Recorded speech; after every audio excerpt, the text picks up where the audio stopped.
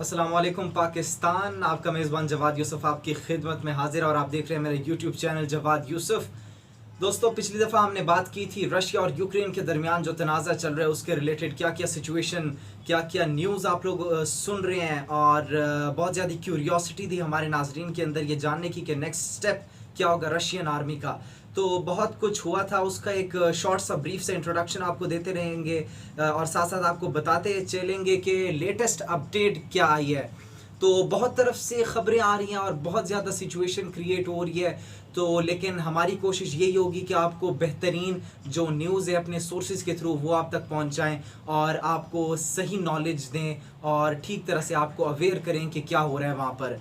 तो नाजरीन, आपको पता है कि सबसे पहले तो प्यूटिन ने धमकी दी थी। रशियन प्रेसिडेंट जो था उसने एक स्टेटमेंट दी थी पूरी दुनिया को इनडायरेक्टली वो स्टेटमेंट उसने दी थी और वो डायरेक्टली नहीं दे सकता था। वो किसके लिए थी? वो अमेरिका के लिए थी और बाकी उनके अलाइज के लिए थी। वो स्टेटमेंट क्या थी? वो स्टेटमेंट ये थी कि जब यूक्रेन के ऊपर उन्होंने हमला किया था तो उन्होंने कहा था कि अगर कोई भी हमारी जंग के बीच आने की कोशिश करेगा, if anybody comes in the war between us and Ukraine, अगर किसी ने भी बीच में मदाखलत की, बीच में आने की कोशिश की, तो उसका हम वो हशर करेंगे, उसके साथ वो सलूक किया जाएगा कि तारीख गवाह हो जाएगी। उसके साथ ऐसा सलूक, उसको ऐसा जवाब किसी ने आज तक नहीं दिया होगा, हम उनके साथ वो करेंगे।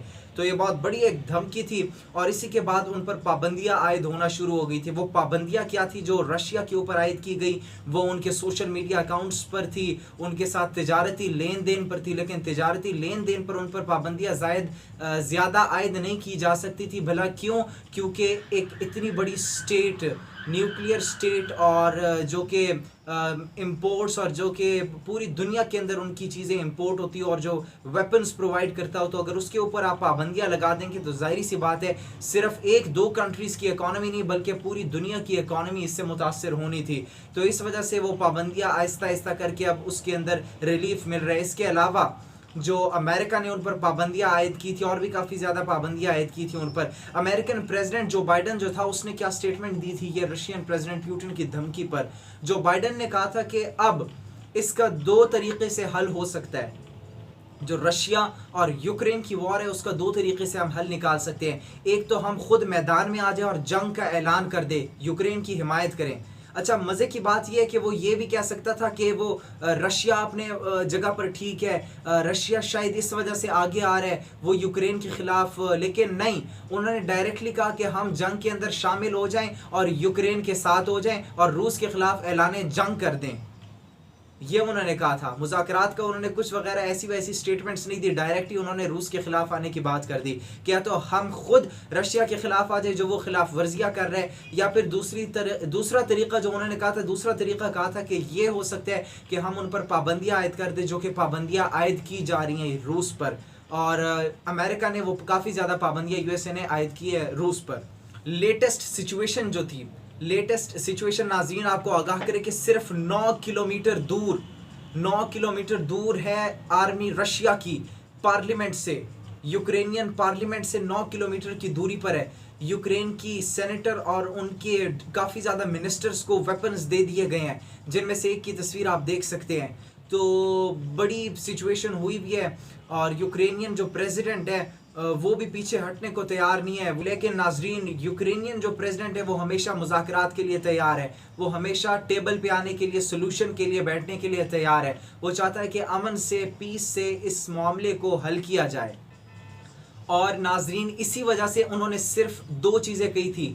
एक चीज़ उन्होंने डिमांड की थी लास्ट टाइम अमेरिका से कि हमें असलहा चाहिए, बारूद चाहिए, जिसकी वजह से हम रशिया के टैंक्स को, उनकी तोपों को, उनकी आर्मी को डिस्ट्रॉय कर सकें, या फिर हमें यूरोपीय यूनियन का मेंबर बना दिया जाए। यूरोपीय यूनियन का मेंबर उन्हें नहीं बनाया गया था।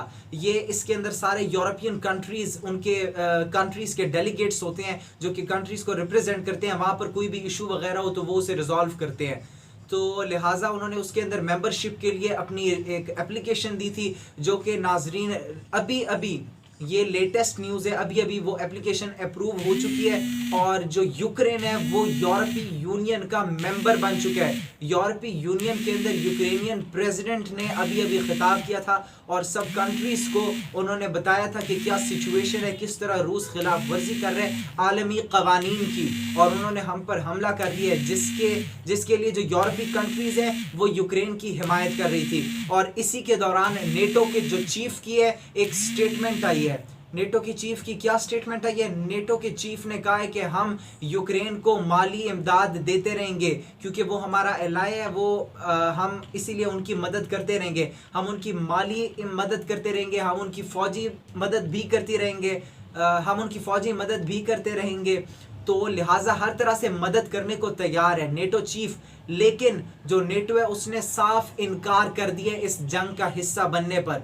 उन्होंने ये कह दिया कि हम आपके लिए ग्राउंड में नहीं जाएंगे, हम ग्राउंड के अंदर आपकी खातिर नहीं उतरेंगे और रशिया के खिलाफ कभी भी हम जंग का हिस्सा नहीं बनेंगे। ये क्लियर कट उन्होंने पैगाम दे दिया। लेकिन जहाँ तक बात है माली वसाइल की और इमदादी वसाइल की, वो आप सबको प्रोवाइड करते रहेंगे हम। इसी तरह की नाजरीन पिछली दफ़ा भी स्टेटमेंट्स काफ़ी ज़्यादा दी थी नेटो के चीफ ने, तो इन स्टेटमेंट्स की बिना पर रशियन जो प्रेसिडेंट थे, रशियन प्रेसिडेंट उन्होंने पुतिन ने बात कर ली थी किससे? रशियन आर्मी चीफ से। उनको बिल्कुल तैयार रहने का हुक्म दे दिया था और रशिया ने अपने न्यूक्लियर वेपन्स जो हैं वो उन्होंने सेट कर लिए हैं और इसकी काफ़ी ज़्यादा तस्वीर और वो भी शेयर की जाएंगी आपके साथ। लेकिन फ़िलहाल ये जो कुछ तस्वीर है वो अपने जो न्यूक्लियर वेपन्स थे उनको मूव कर रहे थे और बिल्कुल ऐसी सिचुएशन में डू और डाई, फाइट और फ्लाइट रिस्पॉन्स, बिल्कुल वो तैयार है हर वक्त के कोई भी अगर गड़बड़ होती है तो हम बिल्कुल तैयार है ये छेड़ने के लिए। तो उनकी न्यूक्लियर वेपन्स और बाकी उन्होंने मिलिट्री को बिल्कुल उन्होंने कह दिया कि आप बिल्कुल एक्टिव रहें, किसी भी वक्त आपको इशारा दिया जा सकता है और आपको फिर उस सिचुएशन के अंदर रिस्पॉन्स देना होगा। अब ये सारी सिचुएशन चल रही है, भारतीय जो एक स्टूडेंट है वो भी हलाक हो गया है, 700 से ज़ायद मज़ीद हलाक हो गए यूक्रेनियन सोल्जर्स। यूक्रेन का जो एक फ़ौजी अड्डा था वो तबाह कर दिया जिसके अंदर 60 से ज़्यादा सोल्जर्स मारे गए हैं। अभी की ये लेटेस्ट न्यूज़ हैं। इसके अलावा अभी अभी स्टेटमेंट आई है ये सब कुछ क्यों हो रहा है, सब कुछ क्यों हो रहा है? इस पर ईरानियन जो उनके प्रेसिडेंट है, ईरान का जो लीडर है, एक सुप्रीम लीडर जिसको आप कहते हैं आयतुल्ला, उन्होंने स्टेटमेंट दी है कि अमेरिका को कसूरवार ठहराया उन्होंने अपनी स्टेटमेंट में।